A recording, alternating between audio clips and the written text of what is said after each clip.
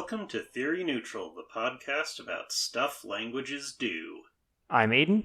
I'm Jacob. And I'm Logan, and today we're discussing Coordinating Constructions, an Overview by Martin Haspelmath. Yeah, so we're gonna start right away with, I think, one of the most essential parts of the paper, without which you probably wouldn't be able to understand a lot, which is the definition. It's pretty late in the paper, but I'm just going to read it out first. The term coordination refers to syntactic constructions in which two or more units of the same type are combined into a larger unit and still have the same semantic relations without the surrounding elements. So there's two parts of that. There's one part which refers to semantic coordination and syntactic coordination. So the syntactic thing is just like speaking of constituents. If you have two constituents that are of the same syntactic category, then this will also determine the category of the whole construction. And where you have two parts of the coordinative constructions which are both equivalent in that sense that they are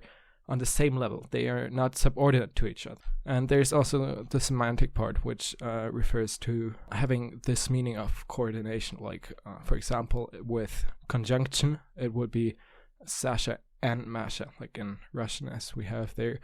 Or there can also be disjunction, which refers to something like the wolf or the dog, something like that. And there's also something else with it, which is, what's it called again? The third type? Adversative? Adversative conjunction. Yeah, because Haspelmath in his paper doesn't really talk about that a lot. Like, he primarily focuses on conjunction, and then he also has a rather small section on disjunction, but he doesn't talk that much about adversative marking, which would be interesting, but he can't talk about everything, yeah, I guess. There's some other good papers about that, though. I came across one That's true. a while back that maybe we should do at some point about adversative and contrastive coordination, that sort of a thing. There's also something really nice that I used for a typo, which is an activity I'm having on the r/Conlang subreddit, where I post a typological paper every Saturday. I feel like you have posted the paper that I'm thinking of. Towards the semantic typology of adversative and contrast marking. Pretty sure it's that one. I wasn't talking about that one, to be honest, but that's a good one too. Anti-Circumstantial Clauses. Oh. Which is a very fancy term. It's something a bit different. Here in the paper it says, I came without having worked. So it's not really, like, it seems sometimes a bit converby, I think. But I was just reminded of that because it's got a similar fancy name. Like, all things in linguistics have fancy names, but or mostly fancy names. There are some really awful names there. Like, I remember some of the formal syntax stuff. Like, I don't know how you pronounce that, but pied piping? Oh gosh, yes. Pied piping. Yes. Pied piping. And that's, I mean, I'm not a fan of formal syntax, but I don't like that term at all. I think the key part of the semantic definition here for coordination is that the two subunits each have the same relation to the rest of the sentence, regardless of what the relation between them is. So that's how we can unify conjunction and disjunction and adversative coordination all into this one category of coordination. Like, if two things are coordinated and one of them is a subject of a sentence, then the other one will also be a subject of the sentence. Or if one of them is the direct object, then the other one will also be a direct object. And the cool thing about splitting this into a syntactic and a semantic part of the definition is that different constructions don't always match both of them. So in Russian, if you want to conjoin pronominal subjects, you use a plural pronoun and then a commutative marking for whatever the second part of the conjunction is. So at the syntactic level, they're not identical types of constituents, but that's identified as a coordinating construction because it matches the semantic criteria. That's really interesting. Yeah, because like in general, you can think of it as like coordination is a way to take two things and make them one of that same thing, basically. Like, we have two noun phrases in this particular relationship, but like on a syntactic level, they behave together as if they are one noun phrase as far as the outside of that coordination box, as far as that is concerned. They're just a normal noun phrase. It's just that if you look inside the box, there's two noun phrases in here. And so that's really interesting that you can get those kinds of mismatches sometimes, because usually you just think of it as like we're putting two things in a box that is labeled as the same thing as either of them. So moving on to the more do languages actually do side of things. Exactly. Thank you for that. We have a threefold distinction, basically, between how coordinative constructions can appear in languages generally, which is a distinction between asynthetic, monosynthetic, and bisynthetic coordination, which we have is at the very beginning of the paper. There's, for example, asynthetic coordination, which we can kind of derive from, ancient Greek, which means not, and then syndeton, I think, something like that means connecting. An asynthetic construction does not have some coordinator, like, for example, in English, and. So we have this example from La Vukaleve, which reads nga bakala nga uya tula, which means my paddle and my small knife, and we don't have any word meaning something like and here. Yeah, it translates literally to my paddle, my small knife. And the fact that you put them next to each other just implies that they're coordinated. Okay, so then the monosynthetic coordination is what we know from English pretty well, which is just the hare and the leopard, which is pretty straightforward. There's some example from Iraq here, but I'm not going to read that out because I don't know how to say that. All right, so then the last type of this distinction is the bisynthetic coordination, which is you just have two of them, basically. You have, for example, Upper Kuskoim Athabaskan, where you have Dineye I Midzish I, which translates to moose and the caribou. And you have two times this I, which means with. So you have the first coordinate, conjunction, the second coordinate, conjunction again. Yeah, and so this starts to be even more clear, like, the way this works when you get multiple coordination, like, more than just two things, because obviously the prototypical case of coordination is X and Y, but you can have X and Y and Z, or X and Y and Z and A, etc., for, as far as your brain can hold information. And there's a clear difference where if you have a monosynthetic system where it's X and Y, then however many coordinations you will have one less than that coordinators. So X and Y and Z is how English does it. There's two ands, but there's three items. But if you have a bisynthetic thing, then it's just every time you have a thing that's coordinated, you get the marker on it. So X and Y and Z and, because you put an and after everything, because that's how bisynthetic coordination works. Getting back to monosynthetic coordination, it turns out that not only are there these three basic different types, asynthetic, monosynthetic, bisynthetic, but if you just look at monosynthetic, interesting stuff goes on with where that single marker gets placed and how it's actually grouped into constituents. So, like, if you put the coordinator in between the coordinated items, you would think that it doesn't obviously form a constituent with either of them. It's just joining two other constituents together. But actually, it turns out there are some interesting tests you can do to prove, or at least to suggest, in any particular language, that the coordinator really does attach first to one or the other of the coordinates, even when it's right in the middle. And we should probably talk a little bit more about that. But before we do, you can also get the case, which is rare, but it shows up in Latin, which is a super popular language that everybody has heard of, where you can get a single coordinator placed after both of the coordinates. And that shows up in the phrase SPQR, Senatus Populusque Romanus, where the Q in SPQR is the que after populus. And so Senatus Populusque is the Senate and the people, but that and is outside at the end of the list instead of in the middle.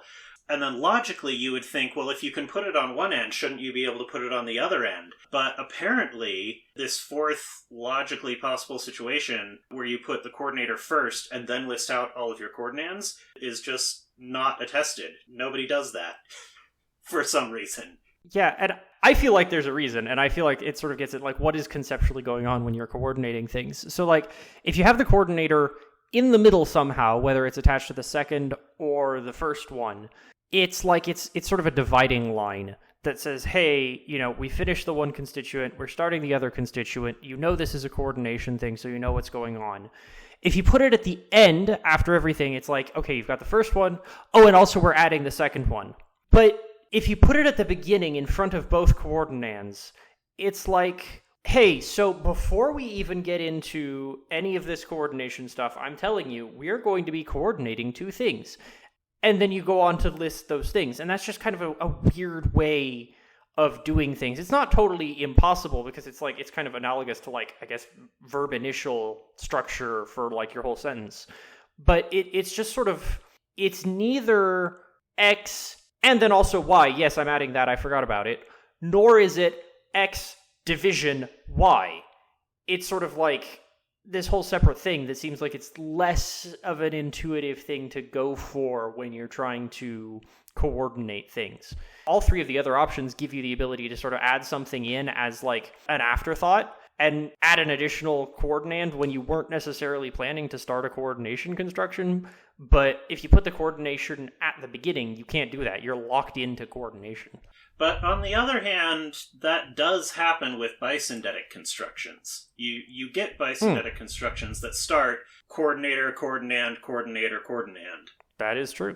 So yeah, that's cool. Also, regarding the Latin case, reminds me of my own Latin classes in high school, and middle school, actually. That's not the single one mechanism to form coordinative constructions in Latin, because Latin also has a very simple type A construction, which is so you could actually probably also say senatus et populus Romanus, which is the mechanism we see in modern Romance languages. So maybe it has to be said that Latin is not exclusively of this type C, which would be even stranger and even rarer, I think. It's also worth mentioning that Latin and Greek also have a number, at least Greek for sure, has a number of clause level coordinators that have to go after whatever the first element in your clause happens to be. It doesn't matter what that is, it's just that your coordinator always goes second. And I think probably you could posit some sort of complex phonological explanation for this, where it's like, this is a clitic that has to attach to the right side of something, but there's nothing on its left to attach to the right side of, so we're going to kind of shove it over one. Is that basically a phenomenon of second position clitics, right? Yeah.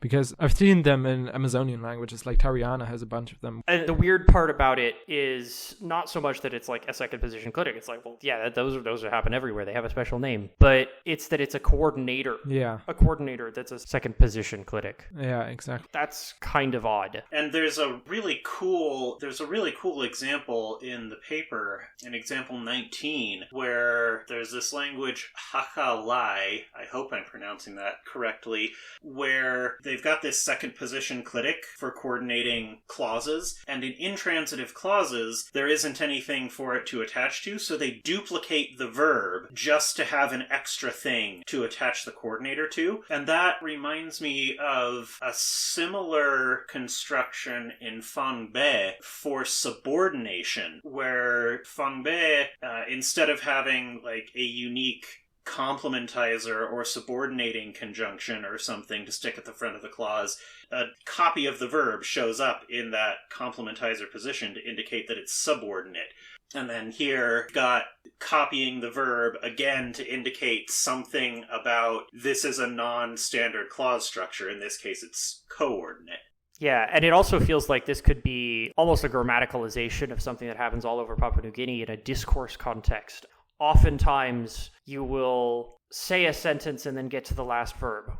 And then you'll begin the next sentence in your story by repeating that last verb with like an and then. So it's like, I don't know, he went to the river and he got some water and he drank it. He drank it and then blah, blah, blah. And this feels like it's kind of like we've taken that and done it on a much smaller level. I want to back up now after talking about all these complicated clause level constructions, because I mentioned there's some neat ways that you can distinguish with infix coordination how the constituency actually works out. So the first one is fairly obvious. Sometimes the coordinator is just really blatantly an affix or a clitic, and then you don't really have to do any thinking.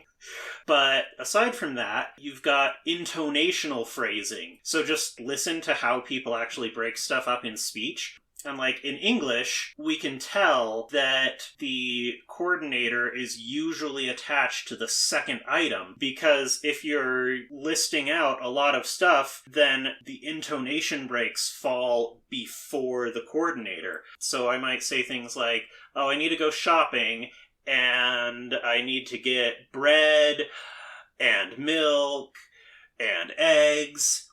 But it doesn't have to be that way. Like, you could put the pauses the other way around, and then that would indicate different constituency. But then the last way that the paper describes to figure this out is something that totally blew my mind, because it's totally something that I know how to do in my native language, and I never before thought about the fact that I do it.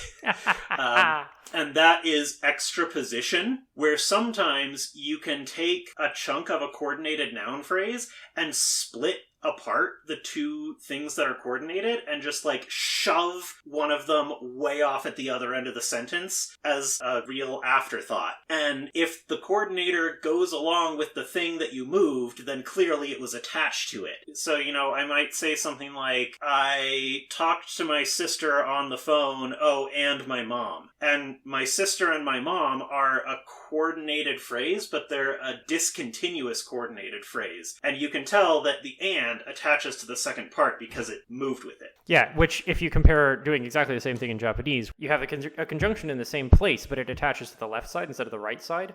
You have to, like, if you're giving that sort of afterthought extra coordinator, then you have to give like that and some other thing that you are now adding. Like, you can't just say and the other thing. You have to say that and. You have to have some sort of noun or some sort of constituent there to hang your conjunction off of before you can add the second half that you forgot to add the last time. So afterthoughts are a little harder in Japanese. Yes. Okay, so moving on to the next section, here's another thing that I knew about, but I didn't know was as common as it apparently is. I studied Armenian briefly for a semester in college, and was introduced to the idea in Armenian that you might have to remember different types of coordinators for different types of things that you want to coordinate. So there's one version of and that you use to connect clauses together, and a totally different word that you use to connect nouns together. And I just thought that was so amazing and exotic and weird. Apparently, according to Haspelmath, that happens in about half of the world's languages. And sometimes it's easier to remember than others. I think in the case of Armenian, all of them are particles. It's just you have to pick the right particle for the situation you're in. You compare that to something like Japanese, where your verb and clause coordinators are verb affixes. So there's absolutely no way you could ever use these things to coordinate noun phrases unless there was some construction involving adding a verb to the noun phrase, which actually you can do in very unusual circumstances. But they're fundamentally verb associated. You can't do anything about that. So it's a lot easier to remember. But it's also sort of a more tangible difference. And it's like, oh, well, that's why you have such different coordinators for noun phrases versus verbs and clauses, because your verb and clause coordinators are verb morphology. There's a neat hierarchy in here for what kinds of things might be grouped together with the same kind of coordination. And basically, you've got a list of noun phrases, verb phrases, clauses, and then adjectives and adverbs might get stuck in there as well. But things that are adjacent in this list, which, like, the order of the list makes sense because it goes up in levels of structure, like noun phrases are inside of verb phrases are inside of clauses, so that the things that are next to each other in structure can get grouped together. So, like, you can just be like English and have one coordinator for everything. You can have a common coordinator English in both these tables is an example of just one coordinator. That's just it. Yeah. There's just no difference ever anywhere in English. Yeah, you can have verbs and clauses grouped together. You could have noun phrases and verb phrases grouped together, and then clauses are different. You can just do everything differently. But it seems weird to me, even though it makes sense on the syntactic structural level, why this hierarchy appears. It just seems weird to me that there aren't any languages, or at least no languages that Haspelmath knew about when writing this paper, that use the same coordinator for noun phrases and clauses. And I really want to see some data specifically on complement clauses. Like in Somali, for example, which is listed as one of these languages that has 3 different coordinators, all for noun phrases, verb phrases, and clauses. I wish that I had some information on what it looks like if you coordinate like object complement clauses in Somali, as opposed to like 2 matrix clauses. Yeah, that is actually really interesting. Yeah, because on some level, it makes sense that verbs and clauses are just like fundamentally grouped together, because there's not a whole lot of a difference between coordinating 2 clauses and coordinating 2 verb phrases that just like share an argument. They're almost the same thing. But yeah, absolutely. When you get to complement clauses, I mean, it may just be like the complement clause counts as a noun, and so we're going to use the noun thing because syntactically it's a noun. But it's also a clause. Yeah. So yeah, it could go either way. Yeah, might be interesting to see it like as a different dimension in this kind of diagram. Where does the complement clause align, basically? But also what I thought when you talked about data, I had the funny thought of creating a conlang specifically with that feature that NP and clause are merged and VP is separate, which is not attested in this pattern right here. It would be an idea you could implement in a conlang just to violate typological tendencies. Also, I'm gonna quickly talk about the semantic maps at the very end. I really like VR Indonesian because I knew it was funky. I saw it and I was like, okay, this is going to be funky because it's, after all, it's VR Indonesian. So having the conjunction marker as a recipient marker is pretty cool. But also Hausa, having the conjunction as an existence marker is also pretty cool. I think we need to explain what a semantic map is. So the idea of a semantic map is that particular bits of grammar can often shift meanings in predictable ways. And so you end up with this network where something that meant something in the past shifted over to mean something else, and then that shifted over to mean something else, and then shifted over to mean something else again. And when these shifts happen, the meaning might just change completely and the original function will get taken over by something else, or whatever bit of grammar you have might just keep expanding and now be multifunctional.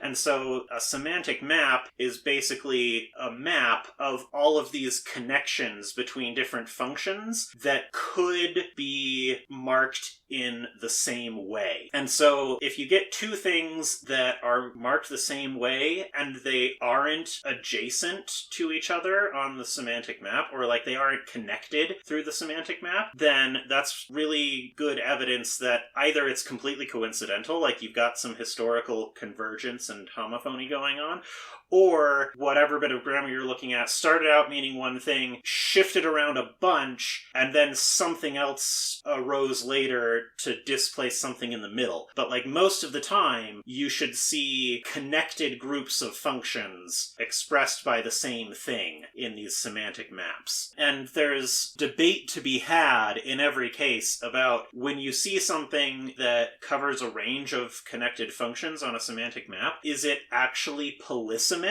Does that bit of grammar actually mean multiple different things? Or is the fact that the map is contiguous evidence that it's not actually polysemous, it's just really super vague, which is a good segue into what we'll be talking about in the next episode. Yeah, and this paper very specifically makes the point that sometimes you have situations where a marker just has multiple uses and they are multiple uses, and sure, they might be related, but you can clearly delimit them and you can say these are different things behaving differently. And then in other situations, you have markers that have a bunch of what you might think of as different uses, but there's not really a language internal justification for saying these are different. They map to different things in your language maybe, but as far as the language you're looking at is concerned, they're all one thing that can be interpreted in a bunch of different ways in a bunch of different contexts, because it's just kind of vague and there's information that can be infilled there. Right. But like, that doesn't mean that they're different things. It's one very underspecified meaning, and it's one marker.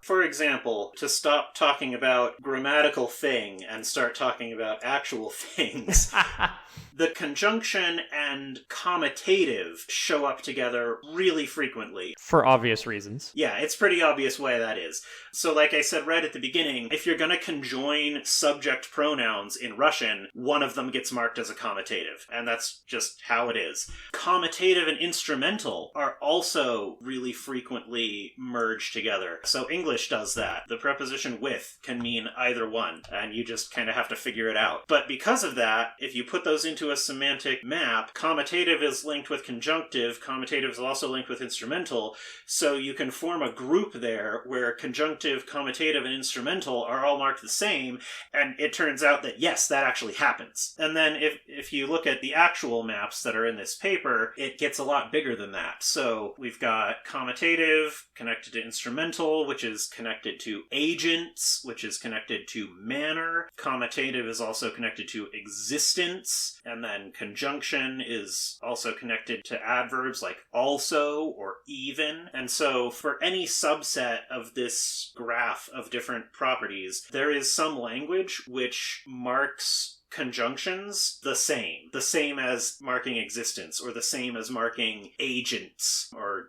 weird stuff like that.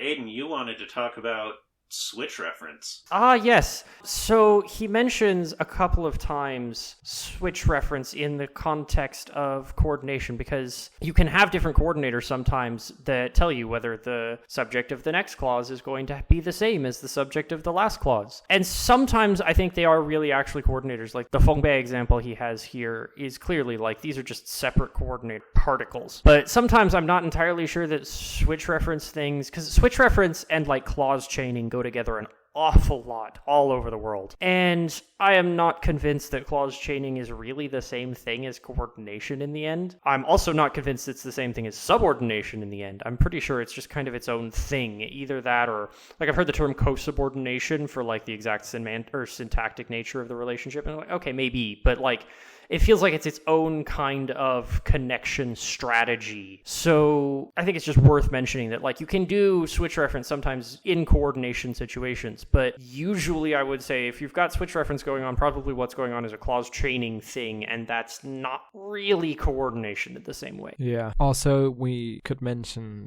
non-canonical switch reference, which tracks any argument, not only a subject, which is even less coordination-like. I know that example from Pannone languages. Yeah. And it basically looks like converbs, really. Yeah. And not really like clause coordination or clause chaining. So classifying switch reference as something else, basically, that doesn't fit in that twofold distinction, is pretty accurate.